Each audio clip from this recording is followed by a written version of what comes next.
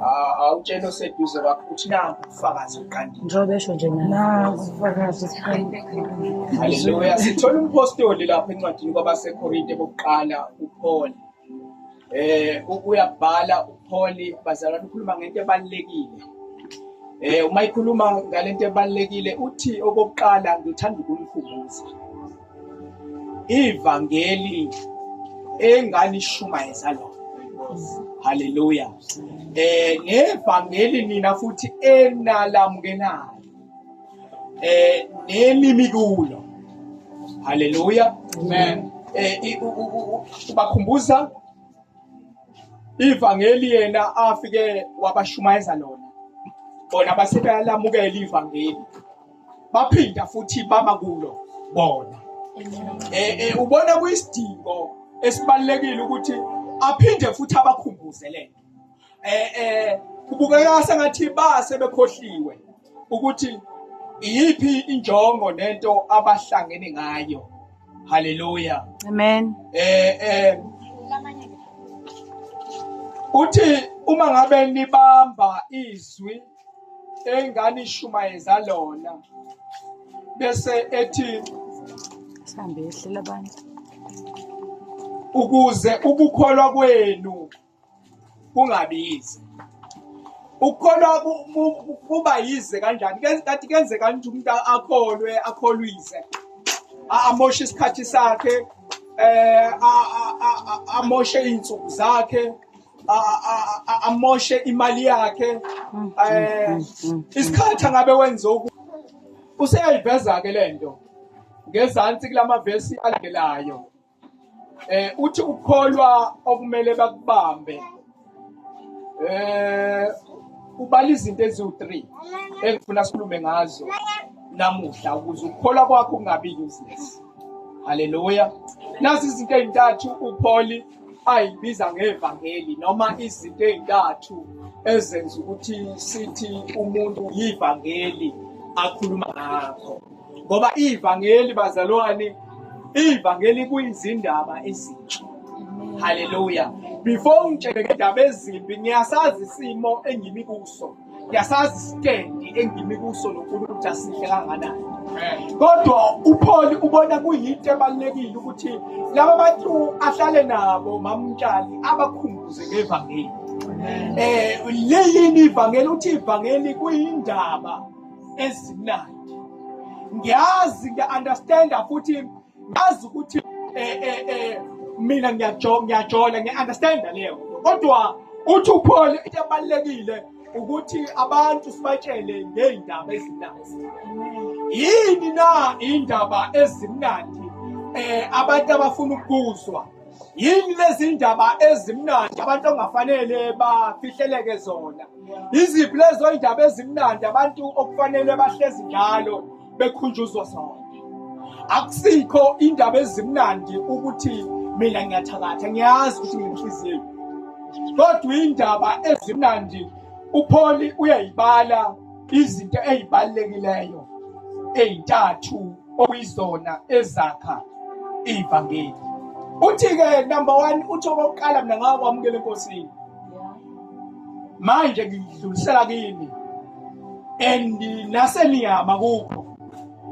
Uma nima kukho kuyasolakala, kuyabonakala ukuthi bama banteka bangama baqinisa kukhona. Haleluya. Uyayibala ke lezi zinto ezintathu uthi webazalwane into yokuqala ezindaba ezibalekile ukuthi kunomuntu owafayo. Haleluya. Eminyakeni eminingi kakhulu uthi kunomuntu owafayo. Uthi mayiqala ethi uKristu wafa ngenxa yezono zethu. Haleluya. Intoni indaba ezimnandi? Ukuthi uKristu wafa ngenxa yezono zethu. Haleluya. Iyona into esihlangene ngayo namuhla. Haleluya. Ukuthi uKristu wafa ngenxa yezono zethu. Haleluya. Izokwenza ukuthi umuntu noma angabube ehamba kuluphi uhambo, kodwa thina asihlangene ngokuhamba kabi kwakhe.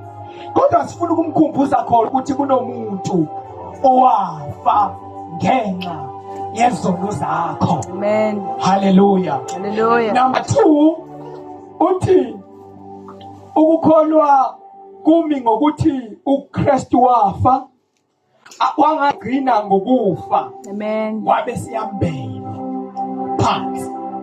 Hallelujah. Wangagcina ngokuthi ambelwe, okubalekile nokukhulu kakhulu, waphinda futhi wavuka kwabafileyo. Hallelujah. Iziphi lezi ndaba esihlangene ngazo bazalwane, ukuthi kunomuntu owafa ngenxa yezono zakho, kunomuntu owambelwa ngenxa yezono zakho, kunomuntu owavuka ngenxa yezono zakho. Hallelujah. Amen. Yazi yankulu into esihlangene ngayo namuhla. Hallelujah. Hallelujah. Amen. Usethi-ke uDr. Luke kwencwadi yezenzo esiphinde sayifunda uchapter number 1, uthi udokotela uthi uKristu waziveza ephilile. Hallelujah. uPaul ngale ubala izinto ezintathu, uthi uPaul uKristu wafa ngenxa yezono zethu, uKristu wambelwa ngenxa yezono zethu, uKristu wavuka ngenxa yezono zethu. Bese udokotela ngapha by profession udokotela methi waziveza ephilile. Hallelujah. Waziveza ephilile phakathi kwabafundi. Enye into ke ebalekile, lezi insuku uJesu abambone izona ngesikhathi ebethelwa, ngesikhathi eshawa, in few days uJesu bekade eshawa, uJesu bekade khafulelwa ngamathe, uJesu bekade linywa, uJesu bekade ethukwa. Angitshebo kuthe kusanjalo wafa, wambelwa, wavuka. Besithi ke kulokho kuvuka wabe siyayiveza kuba sabeza Kefasi njengompristi, ngoba uKefasi kwamela phasisa ukuthi uJesu akabulawe. uKefasi njengompristi uthi uKefasi lo muntu ufanele ukufa bese kuphila bonke abantu, uthi ngeke niyenze, ngeke nibambe into yakhe iyaqhubeka. Hallelujah. Hallelujah. Nawe usathandaza kakhulu, usakholwa, usathane wanciphisa lapha efrijini ibraypack, waneda wanciphisa ibraypack, wanciphisa nawe emthandazweni, waqala wancipha nawe kuye enkonzweni, ngoba njalo uKefasi mangabe kade qale wawavuma uJesu, wawakhuluma ngobukhosi bukaJesu, wakhuluma ngokufa kukaJesu. Hallelujah. Usathane uyakunciphisa lapha, akunciphise enza ukuthi abaqashi bavuluthike, ngisho kathi uhambisa iCV umqashi uthi ngoba bengikhona ngisho interview, ishayile nje la interview, akushaye ngebuluthiki, bakubuluthiki, bengakubisi, bengakufonini. Hallelujah. Wenza ukuthi unciphise lapha emthandazweni, ufuna ukuthi unciphise lapha enkonzweni, unciphise. Hallelujah. Uthe sebethi bayamremove kwiposition ngoba wayivele bekwayibona. Hallelujah. Waqala wathi hayi akabulawa uJesu. Angithi nakhumbula kade Monday Tuesday sikhuluma ngecala lakhe, uJesu equlwa icala lakhe. Angithi uKefasi ngathi kuqulwa icala, uKefasi yena wayephambili sehola isixuku esiningi kakhulu. Hallelujah. Esesizothi uJesu ngecala. Hallelujah. Ngoba kwancishiswa lapha nje, kuncishiswa lapha nje. Hallelujah. Wahlala nabo insuku ezi40. Hallelujah. Engadefanga, engaqhamukanga watefa. Hallelujah. Eqhamuka nje strong. Hallelujah.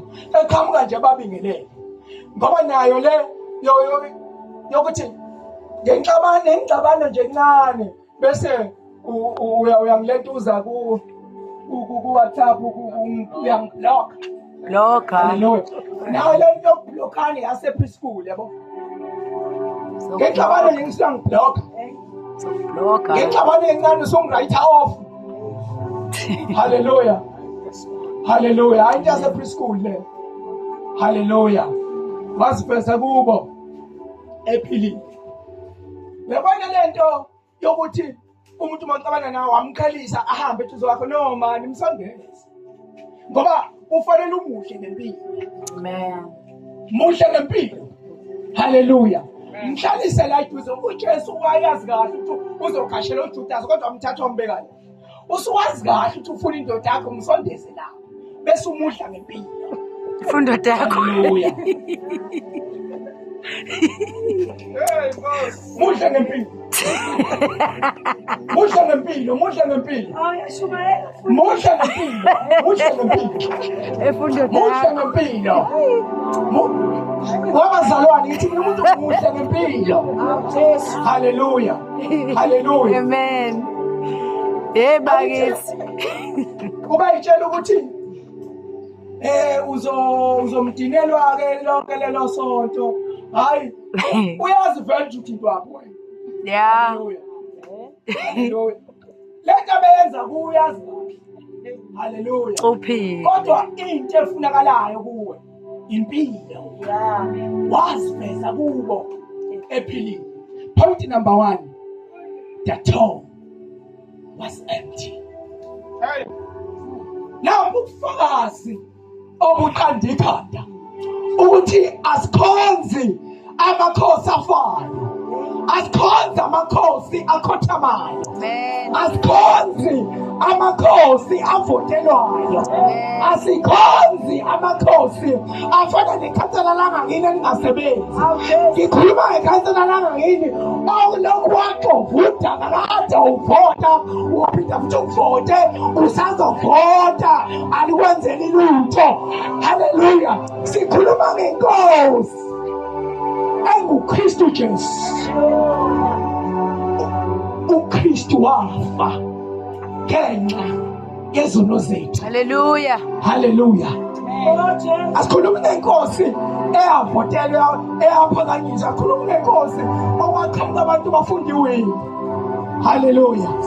Hallelujah. Amen. Asikhuluma ngenkosi hlala phansi ithokozana wenzani. Hlala phansi ithokozana wenzani nto. Asikhulumi ngenkosi okubangwa kuyidla.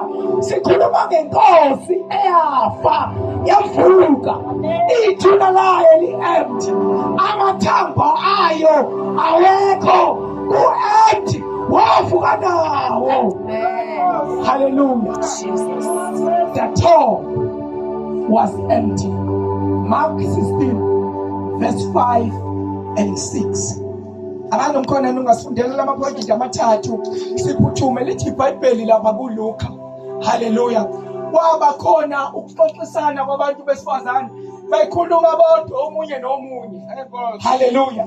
Ngoba kwakumele ukuthi behambe beyogcoba inkosi ngamafutha. Akazi abantu besifazane ukuthi uJesu wayikhuluma bekhona. Ukuthi emva kweinsuku ezintathu uza kuvuka. Kodwa manje ba-confuse. Baba bexoxa omunye nomunye. Bathi bani ozosigingqela ijena? Akazi ukuthi yini eyitshe empilweni yakho. Ngiyabona ukuthi inhliziyo yakho iyaxoxisana. Ngiyabona ukuthi kune-conversation ngaphakathi kuwe. Kodwa ubani ozongilungisela lesi simo? Kodwa ubani ozokwenza ukuthi impilo yami ibe right? Ngiyabona enhliziyweni yakho kunokuxoxisana nabo babekhuluma omunye nomunye. Hallelujah. Hallelujah. Amen. The tomb was empty. Amen. Angijabula into yokuxoxa enhliziyweni yakho. Ube ne-stress. Uzunciphe ngisho emzimbeni yabo. Hallelujah. Amen. I-stress isibanga ukuthi awazi ukuthi uzomisa kanjani empilweni yakho. Uyabo futhi usho ngoba kufanele into zakho ihlangahlangene. Uyabona nasemzini wakho ukuthi uhlangahlangene. uyabona ukuthi ngisho ekhaya u-write off kuhlangahlangene. Mhlawumbe awuzazi nokuthi ubaba wakho ubani noma wakho. Uyabona impilo yakho uma uthi uyahamba uyozwa abantu abahlolayo ubanga izijaba futhi uyabona nawe lento ukuthi uyavuka intamo yakho hayi mana ayikho right. Kunokuxoxisana ubani ozosiginqela itshe. Hallelujah. Kanti uNkulunkulu engiyidinga inhliziyo zakho. Ngoba ngihlezi lapho uNkulunkulu urida inhliziyo yomuntu nomuntu. Hallelujah. And uNkulunkulu uthembekile. Leli itshe obhekene nayo uNkulunkulu uzoliginqa. Lento ekuhluphayo empilweni yakho uNkulunkulu uzoyiginqa. Akazi ukuthi yini ekuhluphayo. Kodwa uKristu uNkulunkulu uyakuzwa okudingayo. Uyakwazi ukuhlushwa yini. Uyasazi isimo sakho. Uyakwazi obhekene nakho. Hallelujah. Lithi iBhayibheli labantu besifazane bawaride ubani uzosingela itshe. And kuyiqiniso ngempela lelatshe elalibekwe lapha akekho umuntu oyengaliginqa. Hallelujah. Ukuze ubone ukuthi akekho oyengaliginqa.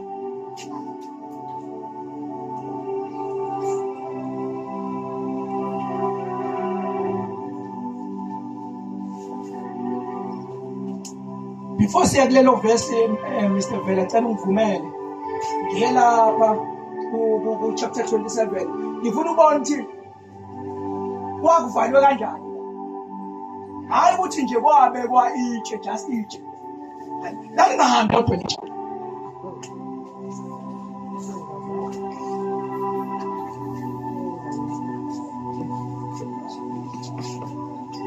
Okay, usisi wani bese ufundile usabithi umshayela izandla.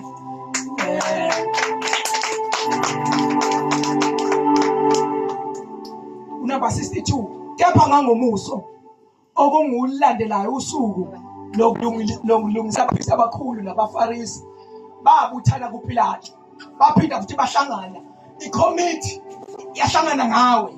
Hallelujah. Icommittee yahamba yahlangana bathi Nkosi sikhumbula ukuthi lowo mkhohlisi esekhona wathi emva kwezinsuku ezintathu iza kuvuka. Ngakho yala ukumiliba ligcinwe kuze kube usuku lwesithathu ukuba abafundi bakhe bangaze bafike bamele. Hallelujah. Number 1 esikutholayo kuleli thuna kwabo ukhona amabutho. Hallelujah. Mawuya kwihistory and check lamabutho kwakwabantu abangakanani. It was a group of 5,000 people. Laba bantu le group yayishintsha aba kukhona i-night shift, i-day shift. Abantu abawu 5,000 bezogada umuntu oyedwa and lo muntu ufile. Hallelujah. Umuntu ongakaze aphathe isikhali uzolandwa imveni yabantu abawu 5,000. Hallelujah. Akuphumanga i-police station eyodwa kuthiwa lamasosha labantu ababegadela. Hallelujah. Kwamasosha ayiserithayile. Hallelujah. Amen. Athathwa not ukuretire ukuthi iminyaka isimdala like usufuna ukuhlala phansi uzofuthatha imali zakho. Angithi bona lamasosha ayiqeqeshiwe, lamasosha ayine-experience, lamasosha ayikwazi ukuzwa umuntu ondizayo yabo nje labathakathi abandizayo. Hey, kwakulula kulamasosha ayezwa ngisho kuhambani ngoba ayi-training 5,000 azogada umuntu ofile, umuntu ongenamandla okuvuka. Ukufa kaJesu kwabenza abatatazela. Ukufa kaJesu kwabenza abangaba nokuthula. Ukufa kaJesu kwabenza bangahlala kahle, bakhipha amabutho. Hallelujah. Let us qhubeka. Ligcinwe insuku ezintathu bangaze bamele. Bese bethi kubantu uvukile kwabafileyo ukuthi inkohliso yokugcina ibe yimbi kuneyokuqala. uPilato wathi kubo, nampa abalindi, hambani niligcine njengokubona kwenu. Hallelujah. ibona baphethe ukubona kwabo, ibona bazohlela ama-shift, ibona bazohlela ukuze lo muntu angavuki. Haleluya.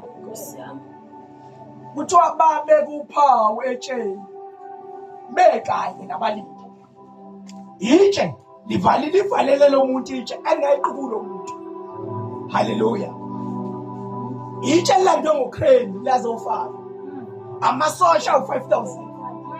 Kwangagcina amasosha, angazi noma ukhona umuntu owakwasebenza kakhaphu la noma owakwasebenza kwa-transport. Haleluya. Kodwa uvela unayo le experience wakwasebenza eBridgeport. Haleluya. Agcinanga kanjalo laphinda futhi uyithuna lafaka isili. Niyazi isili? Isili ikhona lento angazi ngayichaza kanjani, but ayiwona ukhiye ngendlela elokho angayikwazi ukuthi umuntu olapha e-office ekwazi ukuzwa into ethintayo kwisili. Haleluya. Into evala ama-container. Uyabona i-container likagwayi linemali, i-container likagwayi. Haleluya. I-container likagwayi aligadwa amagadi amabili. Ligadwa amagadi amabili phakathi etruckini. Ligadwe imoto ezolandela le truck. Liphinde ligadwe imoto ezohamba ngaphambili. Haleluya. Haleluya. Ugwayi nje. Angaze ngeke ugwayi. Uyazi uvela eBridgeport. Haleluya. Hawu. Uyazi uvela besebenza naye eBridgeport. Haleluya. Ugwayi unemali. Haleluya. Amen. So awazi uzwe wona kuthiwa ubani kunzi njengalezi imoto ezibantu imali. Haleluya. Ngoba vele nazo lezo imoto lezo basuke kuyibona bakhipha i-connection la, awazi ukukhipha i-connection. Yo. Because amagadi azogadwa lapho, azogada akekho umuntu osuke ne-information. Haleluya. Kufonelwa abantu abasuke be-standby gijima endaweni ethile uyogada igwayi. Haleluya. Kwakunesini eyivalile. Haleluya. Isini ivalile, itshe ivalile, amasosha evalile. Amen. Bathi laba abantu bani uzosidinga itshe. Mark 16. uNkulunkulu wenza umsebenzi bese endleleni. Haleluya. uNkulunkulu wenza umsebenzi bengakafiki. uNkulunkulu wenza umsebenzi kukhona zonke lezo zinto, amasosha na 5,000. Haleluya. Amen. Akekho ngisho yedwa wabona nowenza ukuthi kwenzakalayo. Sikhuluma thina ngenkosi enguKristu Jesu, inkosi eyavukayo. Uvukile, akekho. The tomb was empty. Amen. Yes, Mark 16. Kuthe bengena ethuneni babona insizwa ihleli ngakosemnene yembethe ingubo ende emhlophe bethuka. Kepha yathi kubo, ningethuki. Nifuna uJesu waseNazaretha obebethelwe esiphambanweni. Uvukile. Uvukile. Ngakho lapha. Akakho lapho. Bhekani nansi indawo lapho bebembeke khona. Nansi indawo lapho bebembeke khona. The tomb was empty. Amen. Bafika kuhlezi indoda. Indoda ihlezi phekwetshe. Itshe ligingqiwe. Haleluya. Amen. Lele belifakwa isini. Lele libhekwe nangama-computer. Lele libhekwe abantu abawu-5,000. Amen. Kodwa bafika indoda ihlezi phekwalo itshe. Itshe ligingqiwe. Haleluya. Amen. Haleluya. John 20 verse 3 and 8. Kunento eyenzakalayo lawo bazalwane.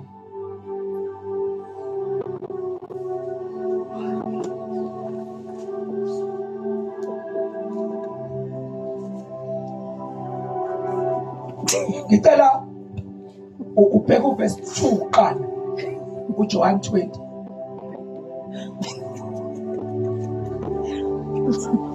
Khona wayesegijima waya kuSimon Petro nakulowo mfundi omunye uJesu amthandayo. Wathi kubo, bayisusile inkosi ethuneni, asazi lapho bayibeke khona. uJesu uhlezi nabo labantu akhuluma nje ukuthi bame ngamuzwa yini. Why becabanga ukuthi uJesu utshontshiwe?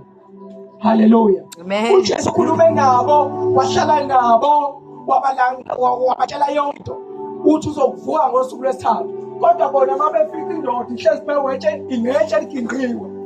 Bacabanga ukuthi inkosi intshontshiwe. Hallelujah. Yes, qhubeka. Ngakho wayesephuma uPetru nomunye umfundi beza ethuneni. Yes. Bagijima bobabili kanye kanye. Kepha umfundi omunye wagijima kakhulu kunoPetru. Yes. Wafika kuqala ethuneni. Yes. Elunguza wabona izindwangu zeneni zikhona. Kepha akangenanga. Imistake kalona uyaphapha ugijima kakhulu kulo muntu. And ugijima eze endlule ekhaya and mayigijima eze endlule ekhaya ufika uyalunguza. Akangeni. Kenzeka umuntu egcina ngokulunguza kodwa engangeni. Nansi indawo yokungena. Mhlawumbe into zakho ziboshiwe because ugcine ngokulunguza. Ukulunguza ukufellowshipa every Sunday ngikubone esontweni. Kodwa wena ungenile ngaphakathi. Wena unabudlelwane noKristu. Wena unabudlelwane nomuntu ofile. Awunabudlelwane nomuntu okugingwike.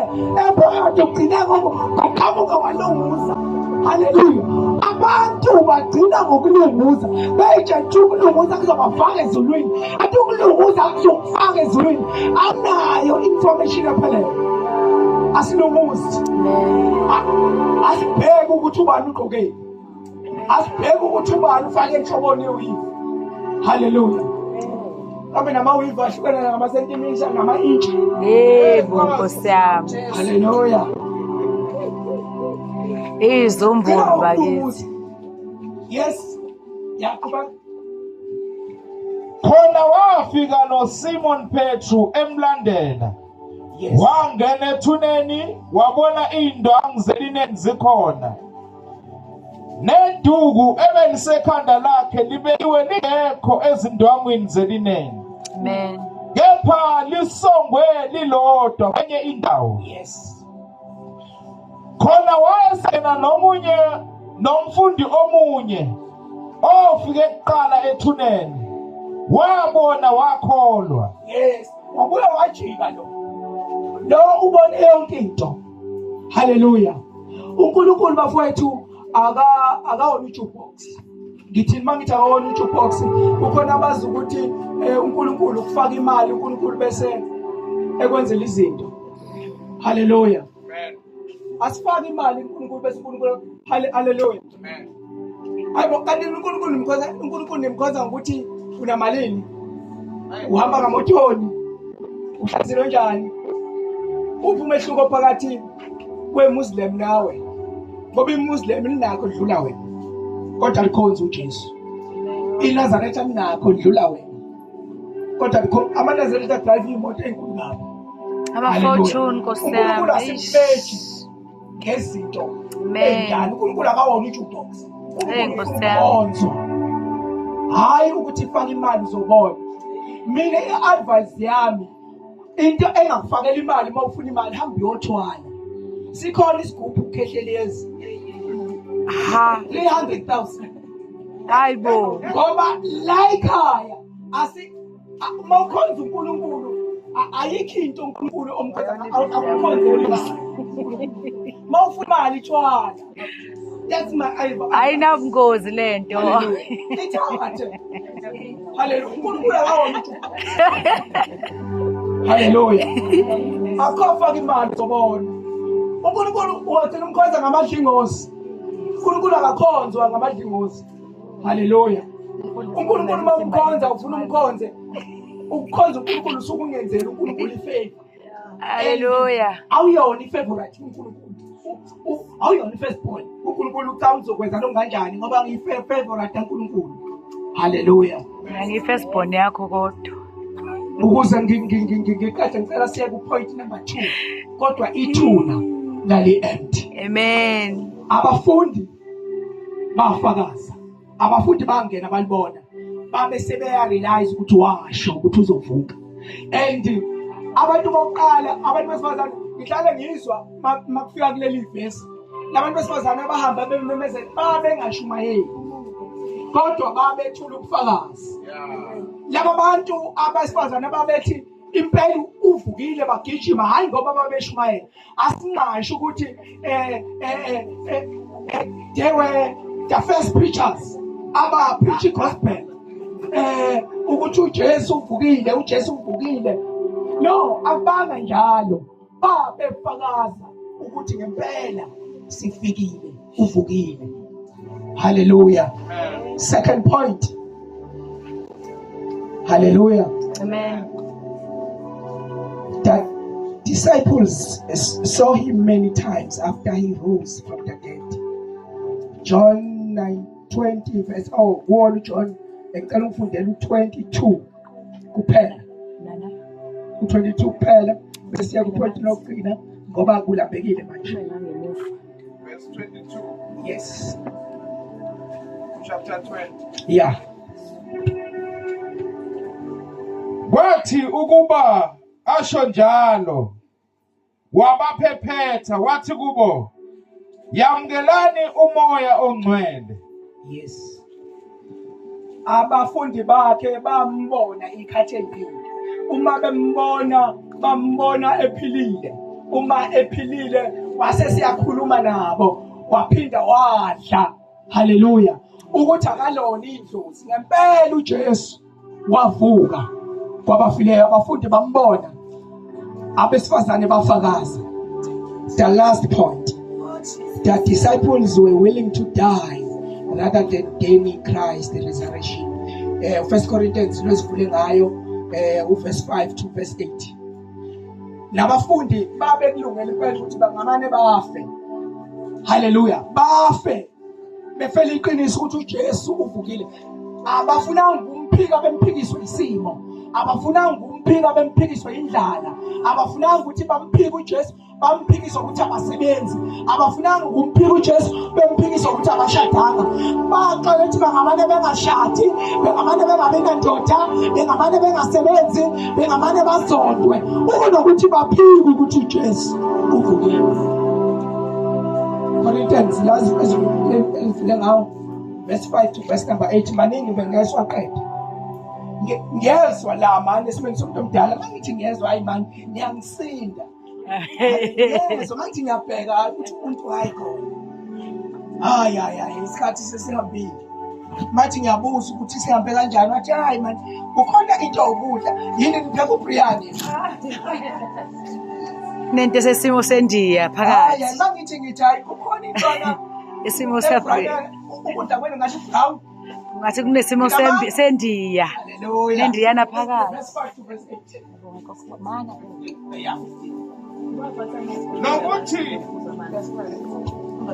Nokuthi wabonwa nguKefasi Yes. wayesebonwa ngabayi-12.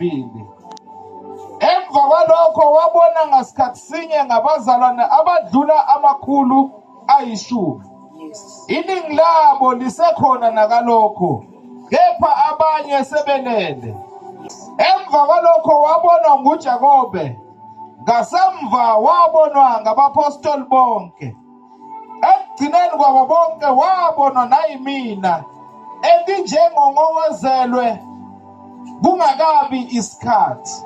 uJesu baxoxa ukuthi baze bafe balale kodwa balale iqiniso belikhulumile. Balale iqiniso laziwa ukuthi uvukile. Akekho ngisho ithuneni. Ubufakazi obuqanda ikhanda obokuqala ukuthi ngisho ithuna lali empty. Ubufakazi besibili obuqanda ikhanda ukuthi abafundi bakaJesu bambona bonke. Baphinda bafakaza kanye nabantu besifazane ukuthi impela uvukile. Ubufakazi obuqanda ikhanda besithathu baxolela ukuthi baze bafe kunokuthi baphike ukuthi uJesu uvukile. Ubufakazi obuqanda ikhanda uvukile angazi empilweni yakho ukuthi kunjani. Kodwa uKristu Jesu wavuka ethuneni. Hallelujah. Siphakame sime ngenyanga. Icilongo 64 ngifuna le ndawo enthi wavuka ethuneni. Hallelujah. Oh Jesus. 64.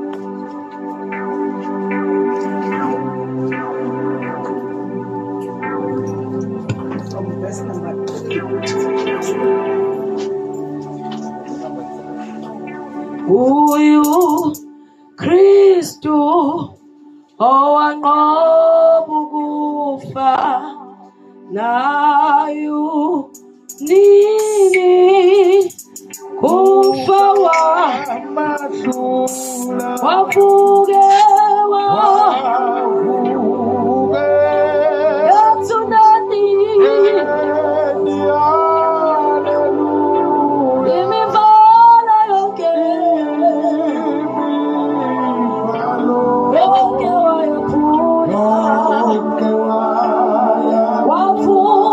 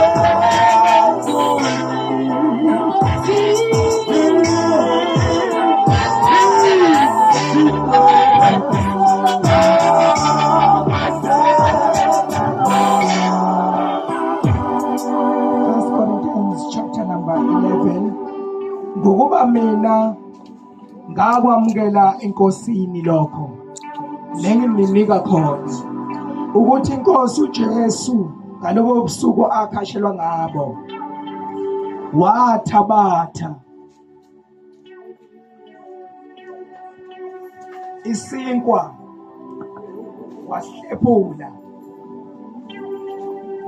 wabonga Baba egameni likaKristu Jesu waseNazaretha uNkulunkulu wethu ongcwele ophakeme inkosi bangana kumzimba uhleshulelwe thina uNkulunkulu wethu namandla naligazi uNkulunkulu wethu namandla lakho siyakuqhula uNkulunkulu wethu namandla kube igazi lakho Yes, Lord. kube inyama yakho kube umzimba wakho ukuthi abantwana bakho mabedla ogcinayo aphile Yes, ofuna umsebenzi uvuleke ube uvaliwe uvale ngisho abantu bakuba abaleleyo kuzovuleka ngegama likaKristu Jesu bonke bebeziyo bonke bebenesicwacwa bonke bebengagezekile bonke bebehlushwa isono uma bedla lokhu kudla behlephula Oh Jesus. esingumzimba wakho bazophiliswa uNkulunkulu wethu namandla ngegama likaKristu uJesu inkosi Jesus mighty name. yes, Lord. Hallelujah. Wabonga wasiphephula wathi lokhu ungumzimba wami ohleshulelwe mina lokhu kwenzeni ukuba nikhulule kanjalo wathabatha nesitsha emva kokudla kwakusihlwa wathi lesi sitsha sizivumelwane esisha egazini lami lokhu kwenzeni ngesikhathi zonke enisiphuza ngazo ukuba ningikhumbule ngokuba njalo nxa nidla lesi sinkwa nikhumbula niphuza lesitsha nilungisela ukufa kwenkosi izifile ngakho-ke lo odla lesi sinkwa aphuze lesi sitsha senkosi ngokungafanele unicala lomzimba negazi lenkosi kodwa umuntu akazidlulisise khona akadle lesi sinkwa aphuze lesitsha ngokuba odlayo aphuze uzidlela azihluzele icala uma engawahlukanisi umzimba wenkosi elivesi ka-29 anisho ukuthi umuntu uma kukhona izinto ey'sakubambile awusidlisile kodwa uma lithi ongawahlukanisa umzimba wenkosi isho ukuthi if ungakamamukeli uJesu awukwazi ukudla isinkwa ayikhulumi ngomuntu osahluka into ethile haleluya ayikhulumi ngomuntu osabanjwe izinto ezimbambileyo if kukhona izinto ezikubambileyo leli igazi liyawasha liyaphilisa